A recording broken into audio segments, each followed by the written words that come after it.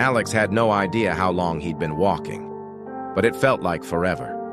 Ever since he stumbled into this hellish new dimension, nothing was familiar. Nothing made sense. The land before him was barren, filled with unnatural stillness. His once youthful face had hardened in the face of unspeakable horrors, and his body bore scars from every battle, every monster he fought off. But his mission remained clear. Find his mother. Find his sister. No matter the cost.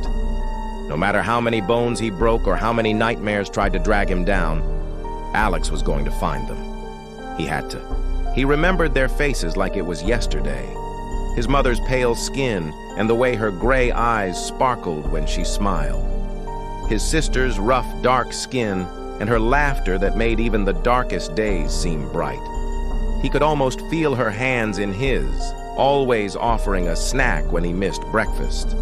A small, tender moment that made Alex smile even now.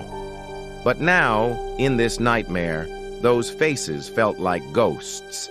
Suddenly a sound, a twig snapping in the distance, snapped Alex out of his thoughts. His grip tightened on his sword, his instincts flaring as his heart raced. 2.5 years of survival had taught him to be always alert, always prepared. He was skilled in combat, in fighting creatures that lurked in the shadows of this gray wasteland. But this sound was different. And then he saw her, a little girl, no older than 11, covered in cuts and bruises. Dirt streaked her face, her small, trembling form standing before him like a lost soul in this twisted world. Alex's sword lowered as he kneeled, trying not to frighten her, trying to understand how someone so young could end up in a place like this. Her tears fell like rain, the sadness in her eyes overwhelming. Alex's heart ached. He hadn't seen a child since the day his world was torn apart.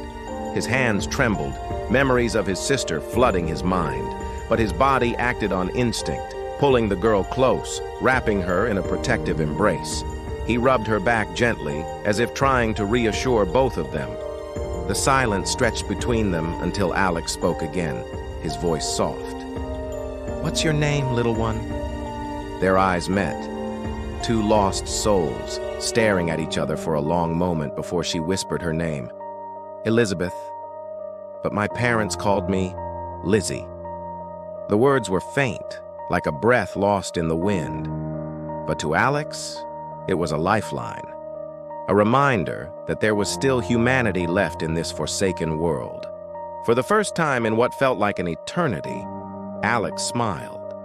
He hadn't met another human in so long, and Lizzy's presence, though fleeting, filled him with a glimmer of hope. She looked at him, her eyes bright as they began to talk, laugh even. It was small, but it was enough.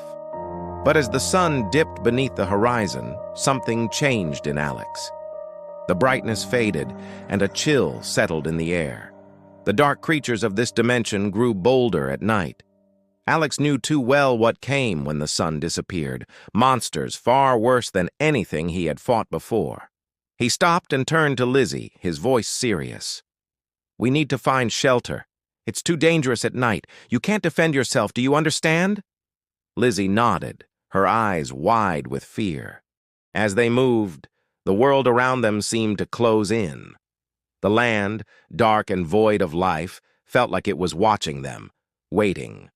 Every step Alex took, every glance at the shadows, made his heart race faster. But he couldn't stop. Not now. He had to protect Lizzy. He had to keep her safe, no matter what the night would bring. In the endless gray of this world, hope was fragile. But for Alex, the fight was far from over. And as the shadows swallowed them whole, one thing remained certain. He wouldn't stop. Not until he found his family. Not until this nightmare was over.